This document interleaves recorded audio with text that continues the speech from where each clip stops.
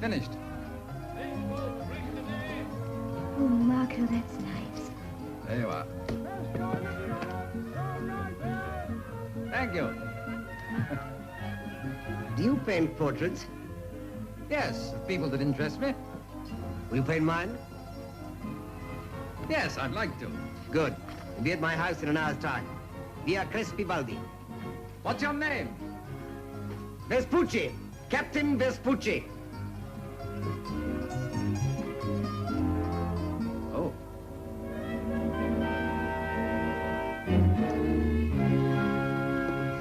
Master Bastiano, you are chief financial counselor to the House of de Medici.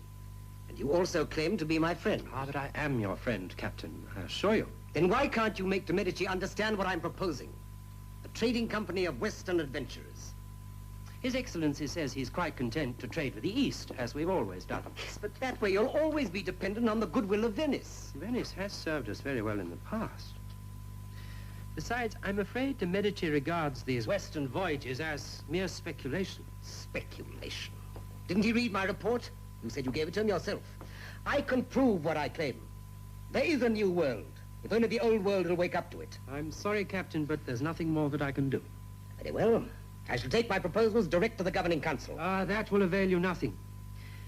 You see, we've all heard too many seaman's stories about fantastic new worlds in the Western Ocean. Seaman's stories.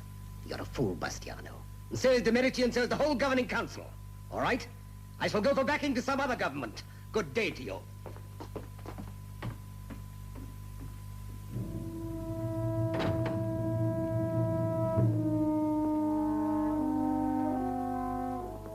Well, Ginore, I hope Venice is pleased with the way I handled that difficult situation. Excellent, Bastiano. And Venice will show her gratitude. By the way, where is the captain's report which he thinks you've delivered to His Excellency?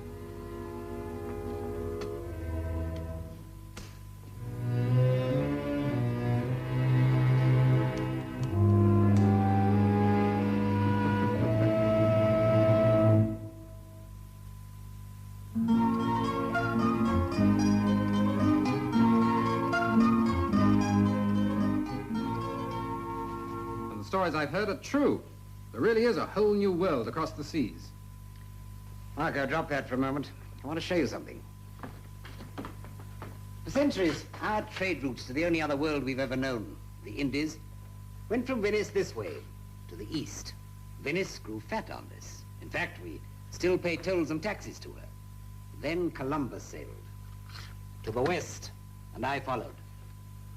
You sailed west to reach the east. Exactly. Columbus gave me the key, I unlocked the door.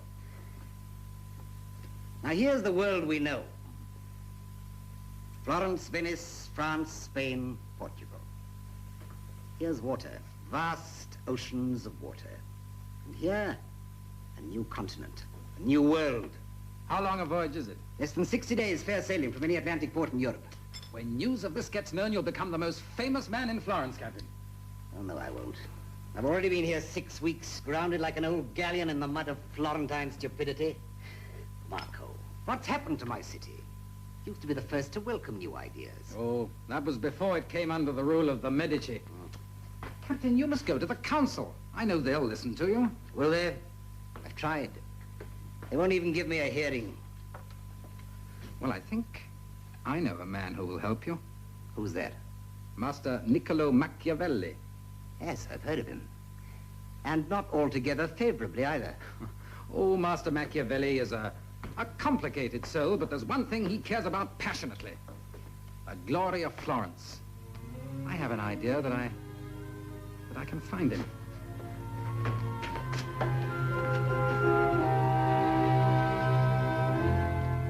Well, Master Machiavelli, what then is your opinion? To introduce a new idea to the council is difficult enough, my dear Marco. But to introduce a new world is, shall we say, just a little more difficult? I just don't understand it. The bankers and merchants ought to be falling over one another to hear what this Captain Vespucci has to say. Think of the riches that this new world will bring them, and think of the glory to Florence. Yes, it's true that our men of commerce might make profits from this new world. Perhaps larger profits than they've ever made before. Then why the opposition? Because, my dear Marco, somebody stands to lose. Venice? Precisely. The Indies-Venice trade monopoly. There are fortunes at stake in this, Marco, and unscrupulous men who will stop at nothing to protect their interests. I wonder, has this Captain Vespucci no evidence of his claim, no strange, exotic thing that he can take into his hand and say to the council, here is proof of all I have told you? None that I know of. Now, take me to him.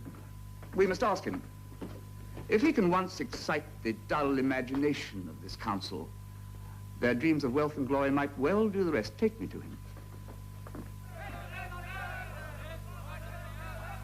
Vespucci said he was leaving Florence, yet he's still here. Leave him alone. Nobody is listening to him. They may. You know what we stand to lose. Perfectly. And I know what must be done. 3 inches of obedient steel will put an end to this situation once and for all. You're not in Venice now, Ginori. I am a banker, not an assassin. Then what do you propose to do, Master Bastiano? So long as Captain Vespucci remains ineffective, nothing. He is being watched. If it ever appears he's going to make a nuisance of himself, I shall decide then what steps are to be taken. Master Marco has been telling me of your difficulties, Captain. Insofar as I represent official Florence, allow me to apologize. Master Machiavelli, every Florentine, official and otherwise, should feel apologetic about the present state of this city. Officially, of course, I can't agree. Otherwise, How do you estimate my chances of being heard? What matters, Captain, are your chances of being believed. exactly. To arrange a hearing with the council won't be too difficult, but I can guarantee that you'll be dismissed without further consideration unless you can offer evidence to substantiate your claims.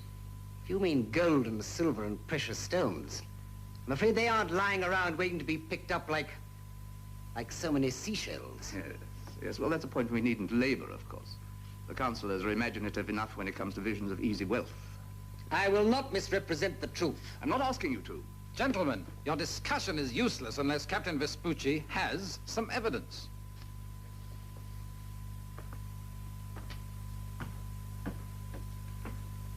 I have indisputable evidence. I brought only one thing back with me from the Western continent. A native, a member of one of the tribes that Columbus incorrectly called Indians. A name translated from her own language means Little Fawn. And that's what I call her, Little Fawn.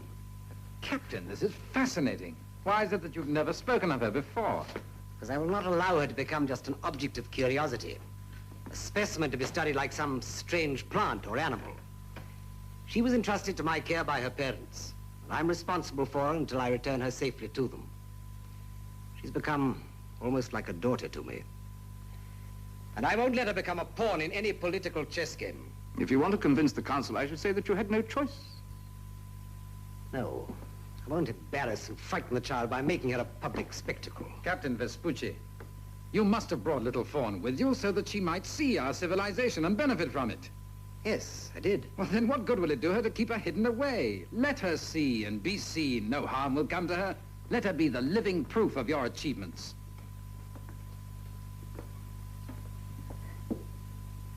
All right, I'll do it. Arrange a meeting of the council and I'll produce her. Where is she now? At an inn outside the city. I'll fetch her immediately. An excellent decision, and I shall arrange a hearing with the council. You must meet her, Marco. You'll find her enchanting. I'm sure I will.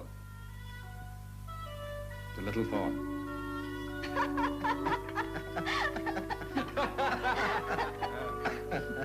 You don't look like a painter.